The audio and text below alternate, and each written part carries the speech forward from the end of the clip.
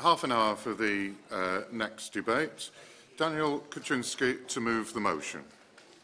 Thank you very much, Mr. Stringer. It's a pleasure to serve under your chairmanship. Before I start to outline the concerns that we have over government support for paying for adult social care costs in Shropshire, I'd like to put forward two historical contexts to try to explain to the Minister a little as to why and how we have got to the situation that we're in at the moment. In 2004, the Labour-controlled Shropshire Council increased council tax in 1 year by 16.4%. That was the year before my honourable friend for the Wrekin and Ludlow and I were elected for the first time. And I'm sure that they will recall, as I do, the palpable anger, fear and frustration from many people on low fixed incomes when they had to face a massive tax increase in that year of 16.4%. We, therefore, when we came into office, incentivised councils to freeze council tax because there had been so much frustration and such a backlash against these massive increases, not just in Shropshire, but as the Minister will recall, in Labour-controlled councils up and down the country, double-digit increases to council tax. Our local council then, by this stage, had become conservative in 2005, decided to dutifully follow that advice. And they froze council tax not just for 1 year, but froze council tax for 7 years in a row. Clearly to the delight of local ratepayers. But what they are telling me now is that the government did not fulfil adequately the shortfall of the revenue that they inevitably had to face as a result of these freezes. The Minister may correct me if I'm wrong, but my understanding from Shropshire Council officials is that the support, the additional support that was envisaged to come from government tapered off, and it tapered off much quickly in a way that left the council not having this additional support, which they estimate now to be in the region of £20 million per annum.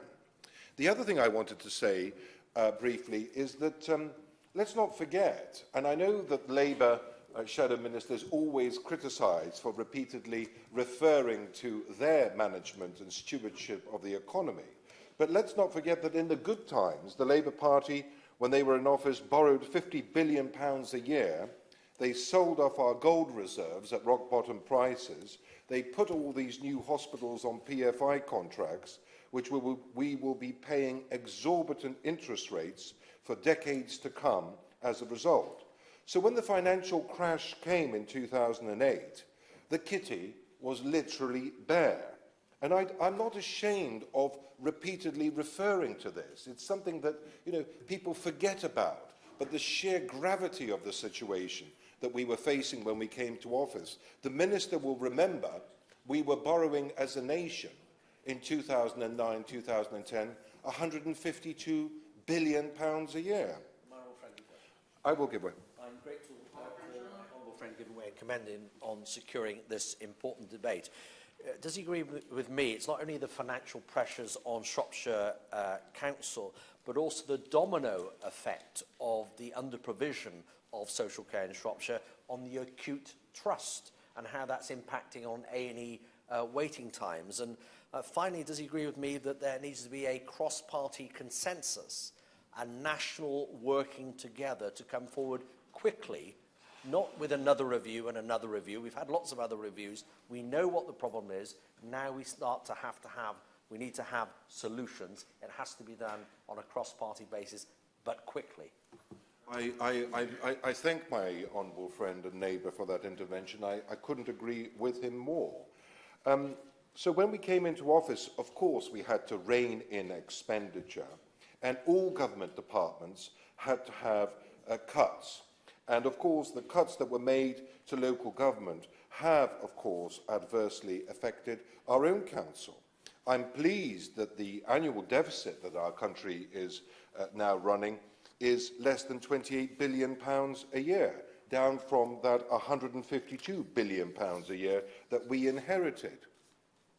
But now that we are getting the finances under control in a more sustainable way, I would really urge the Minister to take the message back to the Treasury that we need to start increasing public funding to our councils for them to start to meet this huge rise in demand for adult social care in our county. And I'll come on to explaining why Shropshire is uniquely affected in this regard. Yes, very quickly.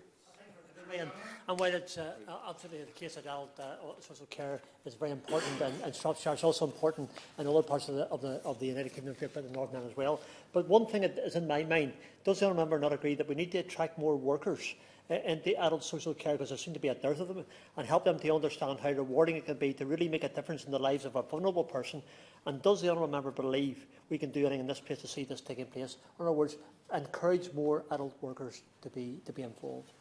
Yes, very much so, and I'm sure some of my colleagues from Shropshire will take up that point in interventions. But I'll just make a few quick points before I take another intervention. In 2017, during the election campaign we went through then, we gave the impression to the electorate that somehow they would have to sell their homes in order to pay for their long-term care.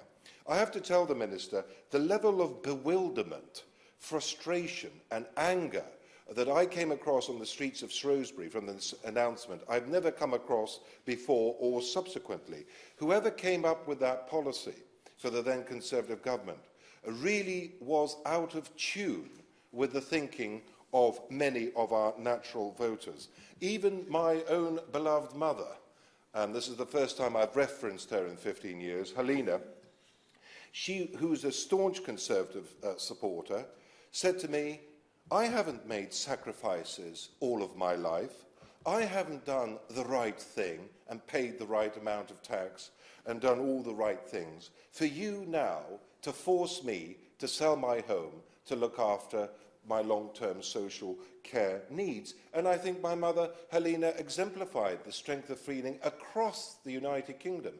I'm convinced that policy lost us the majority at the 2017 general election. It was certainly a major contributory factor. So I'm very pleased that this Prime Minister has indicated that in this Parliament there will be a solution to be found. But we need, as my honourable friend from the Wrekin has said, we need radical, innovative thinking, which has the support of our voters. Shropshire MPs meet with the Council on a very regular basis. We work as a team here. We hunt as a pack, Shropshire MPs, and one of our greatest strengths is the unity between all the Shropshire MPs. And in fact, we're seeing our Council this Friday on the 24th of January, which happens to be my 48th birthday. So I'm looking forward to a few bottles of beer from my fellow colleagues during the meeting. Shropshire lad. But the clear message from Peter Nutting, the leader of our council, and the chief executive, and the other senior councillors, is that this is their top concern. In the last Parliament, we worked constructively together. I want the Minister to know, and she played a part in this as well. We worked together, MPs from rural Shire counties, to get a change to the funding mechanism for our schools. Rural Shire counties were unfairly discriminated against in comparison with inner city metropolitan areas. In this Parliament, it is my intention, and the intention of many others members of Parliament, to make this the #1 key issue. Because, of course, we have to listen to what our councillors are telling us. And there is no doubt in my mind, this black hole that they are facing of approximately £20 million a year is not having just an impact on adult social care costs, but on many other services in our county. Because, of course, the leader of the council has to take more money away from repairing potholes and all the other things that the council is responsible for in order to meet this black hole of £20 million which is staring them in the face. I give way to my right honourable friend and neighbour from North Shropshire. Most great, my honourable friend. Congratulate him on landing this debate and for the powerful case that he is making, because we've all been working, as he said, very closely on this for some time. He very much agree, I think, that it's going to get worse, this. We currently have 23% of our population in Shropshire aged over 65. That is going to increase by 50% to 33% of the population by 2036, against the projection for England on 24%. That's an increase from 74,029 to 110,926. I'm sure, like me, he's an avid reader of the Shropshire Star. And on Monday, there was a headline, dramatic rise in dementia cases, showing that dementia cases have gone up by 57%. And Dr. Karen Harrison-Denning of Dementia UK said, we are going to have a huge increase in population of older people, and one of the main risk factors of dementia is age. There is also going to be a reduction in the number of younger people who will be able to care for them. Would you like to comment on the absolute inevitability this is going to get worse? I will. Yeah, I'll give way to my honourable friend. Thank you. Before he comments, I'd just like to endorse what my right honourable friend has said. In relation to South Shropshire, the population of over 65s is currently 29%. That compares with 19% of the population across the UK and 23% across the counties, you said. So it's particularly pressing in the south. There are today twice as many people over the age of 90 as there were on the day when he and I were elected nearly 15 years ago. But it's not all gloom and doom about increasing demand, although that is a major problem. Shropshire is leading the way in this country at developing technologies and to try to help cope with this growing pressure. And the Broseley project, I commend to him, which is one of the leading projects in the county and in the country in trying to find technological solutions to help keep people out of admission to hospital or to residential care. And I would encourage him to come and look at it if he hasn't seen it already. Yeah. I'm extremely grateful to those interventions from my honourable friends and neighbours, and I couldn't agree with them more. Of course, actually, Shrewsbury is listed as being in the top 10 places to retire to in the whole of the United Kingdom. Because of the beauty of our town, we have more listed buildings than any other town in England. And so the senior citizens are, we have a larger percentage of senior citizens as a percentage of total population, and they are growing much faster than the national average. Governments of all political colours have poured money disproportionately into inner city metropolitan areas, whilst leaving us in the rural shire counties as the poorer cousins. And it's absolutely, absolutely vital that we now start to take action. I'll give way for the last time very, very quickly. I'm most grateful. Of our debates on the adjournment, people to speak have to have the permission of the promoter and of the minister, and it is not good form to come in when the proposer has, after the proposer has started speaking. So I'd ask the proposer and minister whether Bill Wiggin has had permission to intervene. I can withdraw my intervention, Mr. Stringer. I'm very happy to do so. Daniel Kawczynski. Okay, right. I will follow your lead on that, Mr. Stringer. And in winding up, I'd like the Minister to know that in the financial year 2019-2020, the social care budget for Shropshire Council was £103.1 million. This represents 48.2% of the Council's net budget, up from 32.6% in 2015-2016. And I will repeat that. That's extraordinary. So the budget has gone up from a third to practically a half for our council on just dealing with adult social care costs.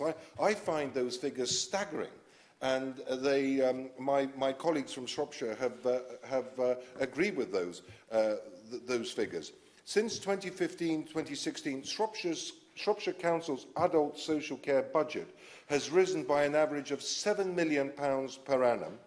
For the coming financial year, it is projected to rise by approximately £10 million, of which £6 million is inflationary, meaning only approximately £4 million is due to increasing demand. We've already said that Shropshire's senior citizens' population is rising at a much faster rate than the national average, and Shropshire Council have become more efficient. This is the point that my honourable friend from Ludlow was making. The LGA have assessed our council as being very well managed and in implementing new and innovative policies in this regard. Shropshire Council have become more efficient and innovative in an attempt to control rising costs in social care. Of all initial inquiries into adult social care, 85% are signposted to external external services. External support, forgive me, are signposted to external support. From the remainder, only 14.8% enter paid services, a total of 2.25% of all inquiries. In 2014-2015, the comparable figure was 32%. The financial pressures on Shropshire Council go beyond single-year budget increases. The most recent available analysis shows that if Shropshire Council were funded at the England average per head of population, then Shropshire Council would have an additional £20 million in its base budget. Mr. Stringer, I'm very grateful to have had the opportunity of raising this issue, and I look forward to hearing the answers from the Minister. I would like to reiterate to her, and I'm very pleased that all the Shropshire MPs from Shropshire Council area have attended this debate. I'm very grateful for their support. They know as well as I do, and they will share with the Minister the huge pressures that our council are under at the moment because of this lack of funding. Our honourable friend from the Wrekin also mentioned serious problems with our local hospital trust, our local hospital acute trust, which we are trying to raise with the Secretary of State for Health. But we are experiencing a unique combination of problems at the moment in Shropshire, which is giving services to our local constituents which are creaking at best, creaking. And that is not something I feel comfortable with. We are the 5th largest economy in the world. We reduced our debt last year, I've just read today, by 0.9% as a percentage of GDP. I'm delighted and thrilled that the IMF are now forecasting our country to grow at a faster rate than the Eurozone over the next 3 years. We have turned a corner. We can start to loosen the purse strings a little bit, and we must demonstrate as Conservatives that we have a long-term solution to this issue which affects so many of our constituents. Thank you, Mr.